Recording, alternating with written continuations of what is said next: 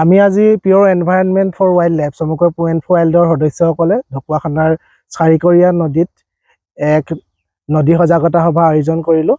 আমি সমগ্ৰ অসমৰ বৰ্তমান সময়ত দেখা পোৱা যি নদীসমূহ বাম হৈ যোৱাকে আদি কৰি জলাশয়সমূহ ধ্বংস হৈ যোৱা, জলাশয়সমূহ নাইকিয়া হৈ যোৱা তেনেকুৱা এটা অৱস্থাত উপনীত হৈছে। তাক আমি প্ৰতিনিধিত্ব কৰি আমি চাৰিকৰীয়াত আজি এই নৌকা সমদল উলিয়ালোঁ। তাত আমি নদী সজাগতামূলক বিভিন্ন ধৰণৰ শ্লোগানেৰে ৰাইজক সজাগ কৰিবলৈ চেষ্টা কৰিলোঁ। আমাৰ ওচৰ পাজৰৰ স্থানীয় লোকসকলে এই ক্ষেত্ৰত আগবাঢ়ি আহিছে, আমাৰ লগত সহযোগ কৰিছে, খুব আমাৰ ভাল লাগিছে। লগতে বৰ্তমান সময়ত আমি যেতিয়া এই ডিচেম্বৰ মাহটো আহে তেতিয়া আমি সাধাৰণতে কৃষকৰ পৰা আমি বহু সময়ত এটা আপত্তি পাওঁ যে বিভিন্ন সময়ত মানুহে পিকনিক খোৱাৰ পিছত চিচাৰৰ বটলবিলাক সৰিয়হৰ পথাৰৰ মাজলৈ দলিয়াই দিয়ে। তাৰ ফলত তেওঁলোকৰ সৰিয়হ তোলোতে ভৰি কাটে। গতিকে আমি তেনেকুৱা ধৰণৰ কামবিলাক যাতে নহয় তাৰ বাবে সজাগতামূলক বিভিন্ন ধৰণৰ পোষ্টাৰিং কৰিছোঁ।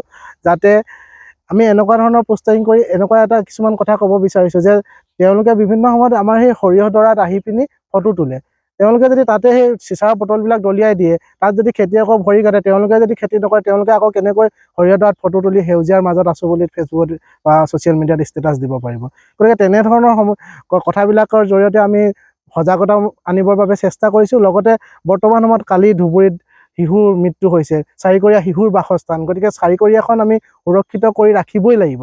আৰু সমগ্ৰ অসমৰ নদীসমূহক প্ৰতিনিধিত্ব কৰি যিহেতু আমি এই চাৰিকৰীয়া নদীত এই সমদলটো উলিয়াইছোঁ, ঠিক সমদল নহয় আৰু সজাগতামূলক যিটো কাৰ্যসূচী গ্ৰহণ কৰিলোঁ, তাৰ জৰিয়তে আমি এটাই আহ্বান জনাব খোজোঁ যে আমাৰ বৰ্তমান সময়ত সবাতোকৈ বেছি প্ৰভাৱিত হোৱা মূল পৰিৱেশৰ ওপৰত প্ৰভাৱ পেলোৱা কাৰণটো হৈছে বাসস্থানৰ অভাৱ। বাসস্থানৰ অভাৱৰ ফলত বিভিন্ন ধৰণৰ থলুৱা প্ৰজাতিৰ জীৱ জন্তু নাইকিয়া হৈ গৈছে। গতিকে আমি নদীখন থাকিলেহে নদীত থকা জলজ উদ্ভিদ বা জলজ প্ৰাণীবিলাক থাকিব। তাৰোপৰি আমাৰ মাজত আৰু এটা ধাৰণা আছে যে গছপুলি ৰুলেহে পৰিৱেশ সুৰক্ষিত হৈ থাকে। গতিকে আমি সকলোকে আহ্বান জনাইছোঁ যে কেৱল গছপুলি ৰুই আমি পৰিৱেশ সুৰক্ষা কৰিব নোৱাৰোঁ। তাৰ বাবে থলুৱা চৰাই চিৰিকটিবিলাক, থলুৱা জলজ উদ্ভিদবিলাক, জলজ প্ৰাণীবিলাক, মাছবিলাক আমি বচাই ৰাখিব লাগিব। গতিকে সকলোকে আমি সেই আহ্বান জনাই আজি এই পদক্ষেপটো গ্ৰহণ কৰিছোঁ।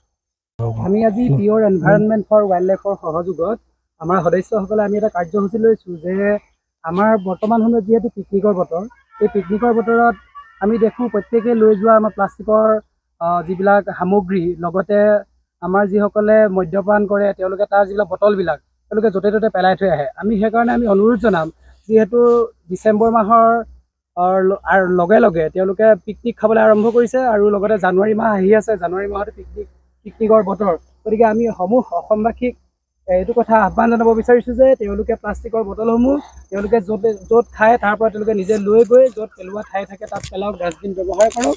আমি সেইটোৱে আশা কৰিছোঁ।